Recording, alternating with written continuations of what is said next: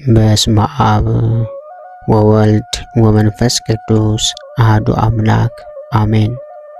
እንኳን በመስከረም 24 ቀን ታስቦና ተከብሮ ለሚውለው ለአባታችን ለአቡነ ተክለ ሃይማኖት ወርሃዊ መታሰቢያ በዓል በሰላም አደረሳችሁ አደረሰን። ሐዲስ ሐዋርያ አቡነ ተክለ ሃይማኖት። ተክለ ሃይማኖት ማለት የሃይማኖት ተክል፣ ተክለ አብ፣ ተክለ ወልድ፣ ተክለ መንፈስ ቅዱስ ማለት ነው። እግዚአብሔር አምላካችን ለኢትዮጵያ ሐዋርያ አድርጎ የመረጣቸው ጻድቁ አባታችን ተክለ ሃይማኖት በሊቀ መላእክት ቅዱስ ሚካኤል አብሳሪነት ከአባታቸው ከካህኑ ጸጋ ዘአብና ከእናታቸው ከቅድስት እግዚአብሔር መጋቢት 24 ቀን ተጸንሰው ታኅሳስ 24 ቀን 1197 ዓመተ ምህረት ተወለዱ። ጻድቁ በተወለዱ በሶስተኛው ቀን ከእናታቸው እቅፍ ወርደው አሐዱ አብ ቅዱስ፣ አሐዱ ወልድ ቅዱስ፣ አሐዱ ውእቱ መንፈስ ቅዱስ ብለው ፈጣሪያቸውን አመስግነዋል። ይህ ማለትም አንዱ አብ ቅዱስ ነው፣ አንዱ ወልድ ቅዱስ ነው፣ አንዱ መንፈስ ቅዱስ ቅዱስ ነው በማለት የፈጠራቸውን አምላክ አመስግነውታል። ወላጆቻቸውም ስማቸውን ፍስሐ ጽዮን አሏቸው። ይኸውም የጽዮን ተድላዋ ደስታዋ ማለት ነው። የወላጆቻቸው የቀድሞው ስማቸው ዘርዓ ዮሐንስና ሳራ ይባል ነበር። አቡነ ተክለ ሃይማኖት ከልጅነታቸው ጀምሮ በወላጅ አባታቸው በካህኑ ቅዱስ ጸጋ ዘአብ ግብረ ዲቁናን ሥርዓተ ቤተ ክርስቲያንን ሲያጠኑ ቆይተው ከእስክንድርያው ሊቀ ጳጳስ ከአቡነ ቄርሎስ ወይም ቄርሎስ ዲቁናን ቅስናን ተቀብለዋል። ብፁዕ ወቅዱስ አባታችን ቅድስት ቤተ ክርስቲያንን በወጣትነት ዕድሜያቸው ያገለገሉ እንደነበር በዚህ ይታወቃል። ከዕለታት በአንዱ ቀን አባታችን አቡነ ተክለ ሃይማኖት ለአደን ወደ ዱር ሄደው ሳለ ሊቀ መላእክት ቅዱስ ሚካኤል ተገልጦ ታያቸው። ቅዱሱ አባታችን እንደዚህ ባለ ገናንነት የማይህ ጌታዬ ማን ነህ ባሉት ጊዜ ቅዱስ ሚካኤል ዘወትር የምጠብቅህ ካንተ የማልለይ እናትና አባትህን ስላንተ ከውሃ ስጥመትና ከምርኮ ያዳንኳቸው እኔ ሚካኤል ነኝ አለ። ከእንግዲህ አውሬ አደኝ አትሁን፣ ሰውን ወደ እግዚአብሔር ለመመለስ ሰውን በትምህርት የምታድን ሁን እንጂ አለው። እነሆ እግዚአብሔር ጽኑ ስልጣን ሰጥተዋልና ሙት ታስነሳለህ፣ ድውያንን ትፈውሳለህ፣ አጋንንትንም አንተ በመፍራት ይሸሻሉ። ስምህ ፍስሐ ጽዮን አይሁን ተክለ ሃይማኖት ይሁን እንጂ አለው። ትርጓሜውም ተክለ አብ፣ ተክለ ወልድ፣ ተክለ መንፈስ ቅዱስ ማለት ነው አላቸው። ቅዱስ ሚካኤል ይህን ሲናገራቸው ጌታችን በሥጋ ከደቀ መዛሙርቱ ጋር እንደነበረ ሆኖ መልከ መልካም ጎልማሳ መስሎ ታያቸው። ጌታችንም ወዳጄ እንዴት ሰነበትክ? ቸር አለህን? አላቸው። አቡነ ተክለ ሃይማኖትም ጌታዬ ሆይ አንተ ማነህ ብለው ሲጠይቁት ጌታችንም እኔ ዓለም መድኃኒት ኢየሱስ ነኝ፣ በእናትህ ማኅፀን ፈጥሬ ያከበርኩህ እኔ ነኝ። በተወለድክም በሶስተኛው ቀን አሐዱ አብ ቅዱስ፣ አሐዱ ወልድ ቅዱስ፣ አሐዱ ውእቱ መንፈስ ቅዱስ ብለህ ታመሰግነኝ ዘንድ የምስጋና ሀብት ያሳደርኩብህ እኔ ነኝ አለው። በረሃብ ዘመን በቤት የሚያሻው ምግብ ሁሉ ቅቤው፣ የስንዴው ዱቄት በእናትህ በአባትህ ቤት ይመላ ዘንድ በእጅህ ሀብተ በረከት ያሳደርኩብህ እኔ ነኝ አለው። ያንን ሰው አንተን በተጣላ ጊዜ በነፋስ አውታር የሰቀልኩት በመዓት ጨንገር የገረፍኩት እኔ ነኝ አለው። ውሃ ጠምቶህ በለመንከኝ ጊዜ ከደረቅ መሬት የጣፈጠ ውሃ ያመነጨሁልህ እኔ ነኝ አለው። ከልጅነት ጀምሮ እስከ ዛሬ ድረስ ብዙ ተአምራትን እያደረኩ በአንተ እጅ የታመሙትን ያዳንኳቸው እኔ ነኝ፣ ወደፊትም አደርግልሃለሁ አላቸው። ይህንንም ብሎ በእጆቹ ባረካቸውና ንሥሐ መንፈስ ቅዱስ ብሎ የሹመት ሀብት አሳደረባቸው። ዳግመኛም በምድር ያሰርከው በሰማይ የታሰረ ይሁን፣ በምድርም የፈታኸው በሰማይ የተፈታ ይሁን። አንተን የሰማ እኔን መስማቱ ነው፣ የላከኝ አባቴን መስማቱ ነው። አንተን እምቢ ያለ እኔን እምቢ ማለቱ ነው፣ የላከኝ አባቴንም እምቢ ማለቱ ነው። ይህንን ስልጣን ቀድሞ ለሐዋርያት ሰጥቻቸው ነበር አለው። ከሐዋርያትም ሹመትን የተቀበሉ ጳጳስ ትሾምና ትሽር ትተክልና ትነቅል ዘንድ ሥልጣንን ሰጠ። ይህንንም ያደረግኩት የጳጳሱን ቃል በመናቅ አይደለም፣ የፍቅሬን ጽናት ባንተ ገልጽ ዘንድ ነው እንጂ አለው። ሐዋርያት ወዳልደረሱበት ሕዝብ በመምህርነት ልክህ ዘንድ በቅዱስ ሚካኤል ቃል አዲስ ስም አወጣሁልህ። አንተም በማናቸውም ሥራ ከእነርሱ አታንስም፣ አዲስ ሐዋርያ አድርጌሃለሁና ሰውን ሁሉ በእኔ ስም እያስተማርክ ታሳምን ዘንድ ሚካኤልም ባሰብከው ሥራ ሁሉ ረዳት የሆነ ሁልጊዜ ካንተ አይለይም። በምትሄድበት ጎዳና ሁሉ እርሱ መሪ ሆነ። እኔም ባለ ዘመነ ሁሉ አልለይህም ካላቸው በኋላ ሰላምታ ሰጥቷቸው አረገ። ብፁዕ አባታችንም እጅ ነስተው ለእኔ ለኃጥኡ የማይገባኝ ሲሆን ይህን ሁሉ ጸጋ የሰጠኝ ስምህ በሰማይ በምድር የተመሰገነ ይሁን አሉ። ከዚያን ቀን ጀምሮ ሀብተ ኃይልን የተመሉ ሆኑ። ወደ ቤታቸው ተመልሰው ያላቸውን ሀብት ንብረት ሁሉ ለቤተ ክርስቲያን ለድሆችና ለጦም አዳሪዎች ሰጥተው ጨረሱ። ከዚያም በኋላ አቤቱ ጌታዬ ኢየሱስ ክርስቶስ ሆይ የመንግሥተ ሰማያትን በር ትከፍትልኝ ዘንድ እነሆ ቤቴን እንደተከፈተ ተውኩልህ ብለው ቤታቸው እንደተከፈተ ትተው ወንጌልን ለማስተማር ወጡ። ጻድቁ አባታችን በሀገራችን ኢትዮጵያ እየተዘዋወሩ ሕዝቡን ከኃጢአት ወደ ገቢረ ጽድቅ ከክህደት ወደ ሃይማኖት ስለመለሱት በዚህ የተነሳ ለኢትዮጵያውያን ብርሃን ተብለዋል። በዚህ መሰረት ከ1219 እስከ 1222 ዓ.ም በከተታ 3 ዓመት ወንጌልን አስተማሩ። ቀጥለውም 9 ወር በወይፋት አገልግሎታቸውን ፈጸሙ። ከ1223 እስከ 1234 ዓ.ም ዳሞት በተባለው ስፍራ ወይም በወላይታ ሀገር ለ12 ዓመታት ሕዝቡን በማስተማር ከአምልኮተ ጣዖት ወደ አምልኮተ እግዚአብሔር ከገቢረ ኃጢአት ወደ ገቢረ ጽድቅ መልሰዋል። ቤተ ክርስቲያንንም አንጸዋል። በዚህ ሀገር ዲያብሎስ በዛፍ ላይ አድሮ አምላክ ነኝ እያለ ለረጅም ዘመናት ሕዝቡን በማሳት የሚጠቀምበትን ዛፍ በተአምራት ከስሩ ነቅለው አፍልሰውታል።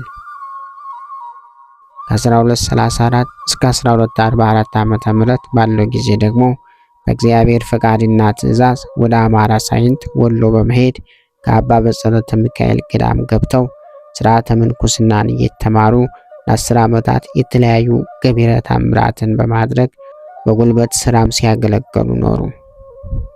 ከ1244 እስከ 1254 ዓ.ም አባ ኢየሱስ ሞዓ ወደሚገኙበት ሐይቅ ቅዱስ እስጢፋኖስ ገዳም በቅዱስ ሚካኤል መሪነት ሐይቁን በእግራቸው እንደደረቀ መሬት በመርገጥ ወደ ደሴቱ በመግባት የአገልግሎትና የትሩፋትን ሥራ በማብዛት የምንኩስና ተግባራቸውን በመቀጠል ከፍጻሜ አድርሰዋል።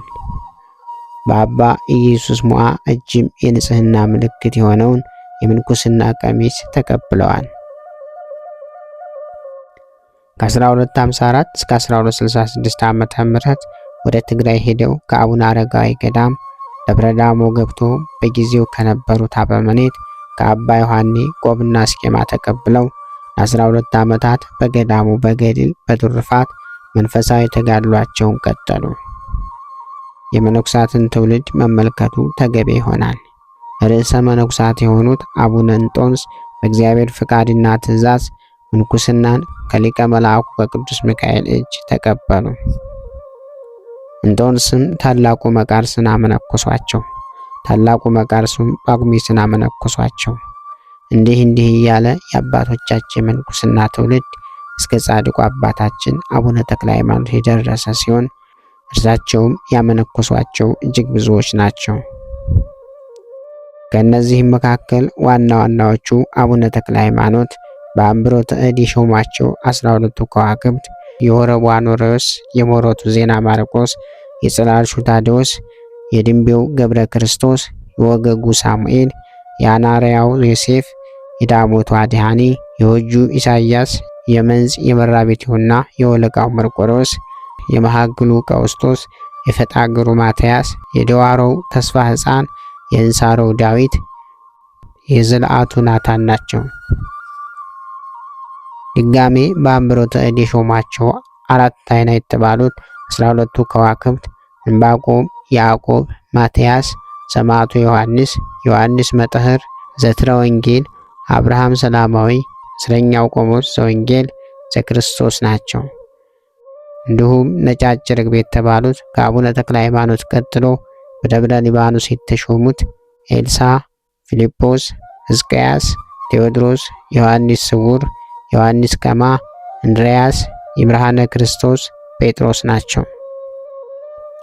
ብፁዕ አቡነ ተክለ ሃይማኖት በመልአኩ ትእዛዝ ከደብረ ዳሞ ገዳም ወደ ሌላ ገዳም ለመሄድ ሲነሱ አበመኔቱ አባ ዮሐንና መነኩሳቱ ሲሸኟቸው አቡነ ተክለ ሃይማኖት 40 ክንድ ርዝመት ባለው ገመድ ገደሉን ለመውረድ እንደጀመሩ ገመዱን ሰይጣን ከካስማው ስር ቆረጠባቸው። ቅዱስ አባታችን በዚህ ጊዜ 6 የብርሃን ክንፎች ተሰጣቸውና እየበረሩ ክንፎቻቸውን እያማቱ 3 ምዕራፍ ሄደው ሲያርፉ አበመኔቱና መነኩሳቱ አይተዋቸው እጅግ ተደስተዋል።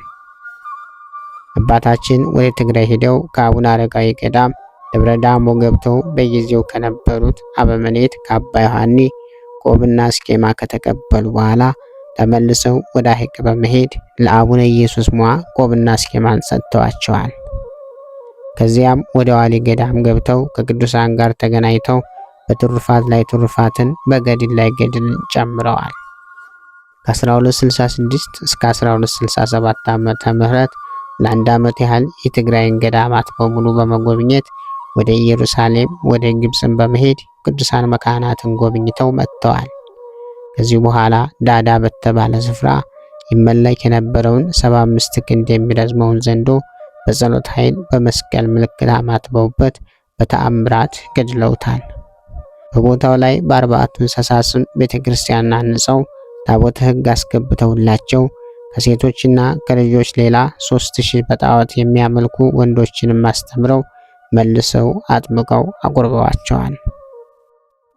ከ1267 እስከ 1289 ዓመተ ምህረት ባለው ጊዜ ደግሞ በደብረ ሊባኖስ ካለችው ገዳም አስቦ ዋሻ በመግባት 8 ጦሮችን 2ቱ በፊት 2 በኋላ 2ቱ በቀኝ 2ቱ በግራ አስተክለው እጆቻቸውን በትምህርተ መስቀል በመዘርጋት የክርስቶስን ሕማምና ሞት ነገረ መስቀልን በማሰብ በተመስጦ ሌትና ቀን ያለማቋረጥ በጾምና በጸሎት በአርምሞ ተወስነው ሲጋደሉ ከቁመት ብዛት የተነሳ ጥር 4 ቀን 1289 ዓመተ ምህረት አንዲቱ የእግራቸው አገዳ ተሰብራለች።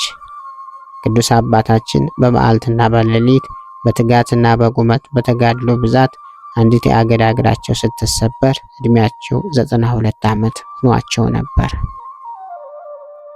ከ1289 እስከ 1296 ዓመተ ምህረት ለ7 ዓመታት በአንድ እግራቸው በመቆም ያለ ምግብና ያለ ውሃ በትህርምት ሌትና ቀን እንቅልፍ በማጣት እንደ ምሰሶ ጸንተው በተመስጦ በትጋት ለሰው ዘር ሁሉ ድህነትን ሲለምኑ ኖረዋል።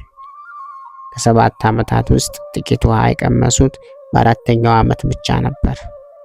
በዚህ ጊዜ ውስጥ ጌታችን ተገልጦላቸው በሰው አእምሮ ሊታሰብና ሊለካ የማይችል ትልቅና ልዩ የመንግስት አዳራሽ ከሰጣቸው በኋላ የመለኮትን ነገር የሚናገር የእሳት አንደበት ያላቸው በመስቀል ምልክት የተጌጡት 7 የሕይወት አክሊላትን አቀዳጃቸው።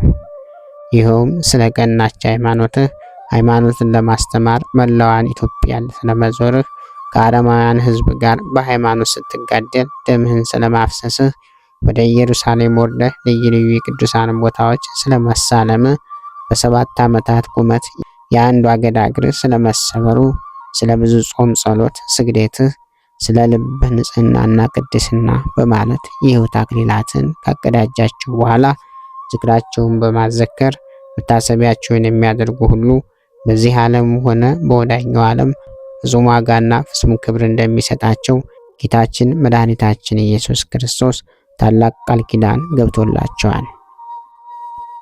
ስጋቸውም ወዴት ይቀበር ዘንድ እንዳላቸው ሲነግራቸው እስከ 57 ዓመት ስጋ ከዚህ ይቀበራል። ከ57 ዓመት በኋላ ግን ይህች ዋሻ ትናዳለች። በዚህም ገዳም አደባባይ በስም ታላቅ ቤተክርስቲያን ልጆች ሰርተው ስጋህን አፍልሰው በውስጡ ያኖራሉ አላቸው።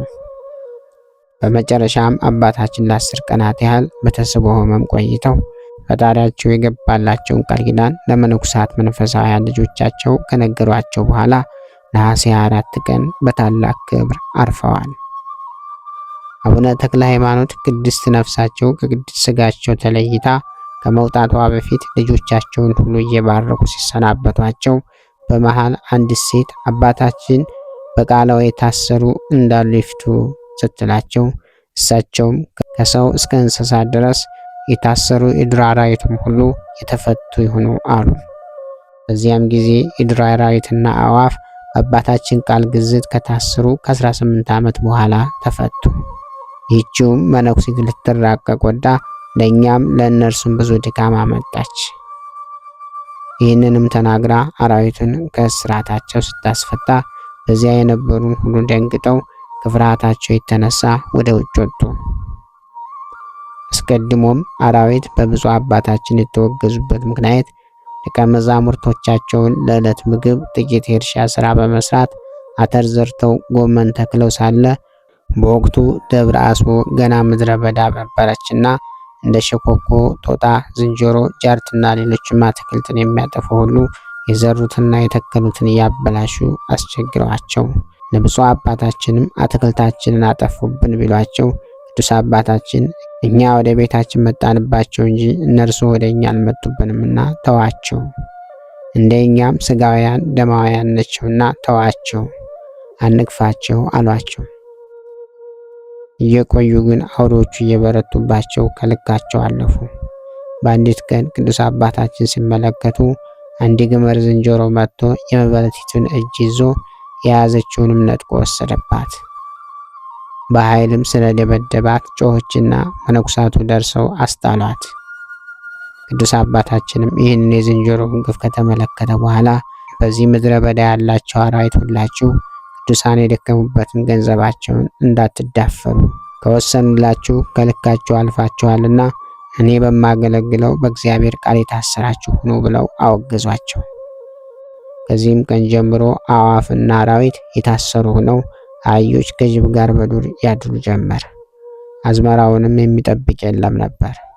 በዕለተ ዕረፍታቸው ግን ያቺ ችኩል መነኩሴ አባታችን በቃሉ የታሰሩ እንዳሉ ይፍቱ ስትላቸው አባታችን ለአራዊቱ ግዝታቸውን አስተውላቸው። እሳቸውም ካረፉ በኋላ በበነጋው ልጆቻቸው አዝመራውን ቢመለከቱ አራዊቱ የዘሩትን ሁሉ በልተው ጨርሰውት ነበርና ያገኙት አንዳች ነገር አልነበርም። አህዮችና ላሞችም በቀን በጅቦች ተበልተው ተገኙ። ጻድቁ አቡነ ተክለ ሃይማኖት ለደቀ መዛሙርቶቻቸው አስቀድመው ልጆች ሆይ ሁሉም የመነኮሰ መንግሥተ ሰማያት ይገባል ማለት አይደለም፣ ዓለምን በሚገባ የናቀ ብቻ ይገባል እንጂ። መጀመሪያ የእግዚአብሔርን ጽድቁን ብቻ ፈልጉ፣ ጾምና ጸሎትን አዘውትሩ፣ እርስ በርሳችሁ ተዋደዱ፣ ትእዛዛቱንም አጥብቃችሁ ጠብቁ እያሉ ከመከሯቸው በኋላ ስለ ራሳቸውም ሲናገሩ ለዓለም ጨው ለራሴ አልጫ ሆንኩ፣ ለዓለም ብርሃን ለራሴ ጨለማ ሆንኩ፣ ከእውነተኛው ዳኛ ከጌታዬ ፊት ስቆም ምን እመልሳለሁ እያሉ በፍጹም ትሕትና በልዩ መንፈሳዊ ተመስጠው ይጸልዩ ነበርና አሁንም አባታችን የከበረች ቅድስት ነፍሳቸውን ከስጋቸው ሳትለይና ይህን ዓለም ከስጋ ከመለየታቸው በፊት የሚከተለውን የሃይማኖት ኑዛዜ አውርሰውናል። ልጆቼ አታልቅሱ፣ ነገር ግን የሽማግሌውን የአባታችሁን ቃል ስሙ። መጀመሪያ እምነታቸው በእግዚአብሔር ላይ ይሁን። በዚህ ዓለም እንድትያዙ እንደ ዓለም ሰዎች ስለ ልብስና ስለ ምግብ ሐሳብ አታብዙ። በየጊዜው ሁሉ መጸለይን አታቋርጡ። ለቤተ ክርስቲያን ሌትና ቀን አገልግሉ። እግዚአብሔር በሚወደው ገንዘብ ንጽሐ ሥጋንና ጾምን ውደዱ። ውዳሴ ከንቱም የሚቀረውንም የዚህ ዓለም ክብር አትውደዱት። እናንተስ የቀደሙትን አባቶች በመከራና በድካም ብዛት ከዓለም የወጡትንም በመጋደላቸውም ክፉውንም ሐሳብ ድል የነሱትን ምሰሏቸው። ፍለጋቸውንም ካልተከተላችሁ ልጆቻቸው አትባሉምና፣ በመከራቸው ካልመሰላችኋቸው በደስታቸው አትመስሏቸውምና፣ በድካማቸው ካልተባበራችሁ ወደ ቤታቸው አትገቡም። የቀደሙት ቅዱሳን አባቶቻችሁን መስላችሁ ኃጢአተኛ አባታችሁን እኔን ደግሞ ምሰሉ። ስለ ትሕርምቱም በመብል በመጠጥ ልባችሁ እንዳይከብድ ሥጋ ከመብላትና ጠጅ ከመጠጣት ተጠበቁ። ለመመካትም በዓለማዊ ልብስ አታጊጡ፣ የመላእክት አስኬማ ከዓለማዊ ሥራ ጋር አይስማሙምና። ዓለምንም በዓለም ላይ ያለውን ሁሉ አትውደዱ። ዓለሙ ፈቃዱም ኃላፊ ነውና የእግዚአብሔርን ፈቃድ የሚያደርግ ግን ለዘላለም ይኖራል። ልጆች ሆይ ትሩፋትን ሁሉ በችኮላ ሰርታችሁ በጎይቱን ሃይማኖታችሁን አስከትሏት። ለነፍሳችሁ እንጂ ለሆዳችሁ አትገዙ። ሁላችሁም ወንድማማቾች ሁኑ፣ እርስ በርሳችሁም ተፋቀሩ። ከመንፈስ ቅዱስ የሚገኝ ፍቅር ኃጢአትን ያጠፋልና የነፍስና የሥጋን ርኩሰት ያነጻልና። ይህንንም ብትጠብቁ በእውነት ልጆቼ ናችሁ፣ የሕይወትንም ፍሬ የምታፈሩ ትሆናላችሁ። ወደ እግዚአብሔር ፊት በክብር ትደርሳላችሁ። ልጆች ሆይ ሰላም ለእናንተ ይሁን አላቸው። አባታችን ይህንንና ይህን የመሳሰለው በጎ የነፍስ ስንቅ ለልጆቻቸው ከመከሯቸው በኋላ ቅድስት ነፍሳቸው ከሥጋቸው ተለየች። መድኃኔዓለም ክርስቶስ ከድንግል እናቱና ቅዱሳን መላእክት ጋር ተገልጾ ቅድስት ነፍሳቸውን ንጽሕት ነፍስ ሆይ ወደ እኔ ነይ በማለት በክቡራን እጆቹ አቅፎ ሳማት። ቅዱሳን መላእክቱም የጻድቅ ሰው ሞቱ በእግዚአብሔር ፊት ክቡር ነው እያሉ በታላቅ ዝማሬ ወደ ላይ ካሳረጓት በኋላ በሥላሴ መንበር ፊት ሰገደች። ወስደውም አስቀድማ በሕይወተ ሥጋ ሳለች ወዳየችው የዘላለም ርስቷ አስገቧት። ጌታችንም በዓይን ያልታየ በሰውም ሕሊና ሊመረመር የማይችለውን ትልቅ የመንግሥት አዳራሽ አወረሳቸውና የመለኮትን ባህሪ የሚናገር የእሳት አንደበት ያለው ልብሰ መንግሥት አለበሳቸው።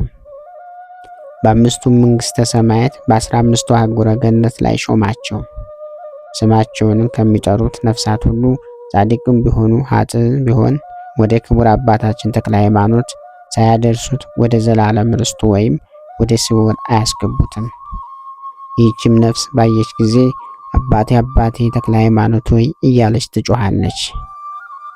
ብፁዕ አባታችንም ወደዛች ነፍስ ተመልክቶ በጎ ሥራ የተገባት እንደሆነ ስሙንም በመጥራት በአማላጅነቱ የታመነች እንደሆነ አባትሽ እኔ ነኝ ይላታል።